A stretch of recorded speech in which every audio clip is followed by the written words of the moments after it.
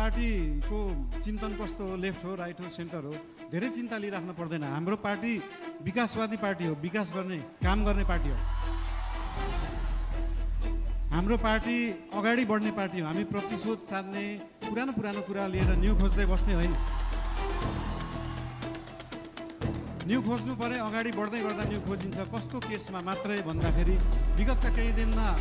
विगतका दिनहरूमा कुनै फटाइ भएका छन्, सरकारी सम्पत्तिको दोहन भएको छ, सरकारी रकमको दोहन भएको छ भने त्यहाँनिर न्यू खोज्न जरुरी हुन्छ। त्यहाँ न्यू खोज्छौँ हामी।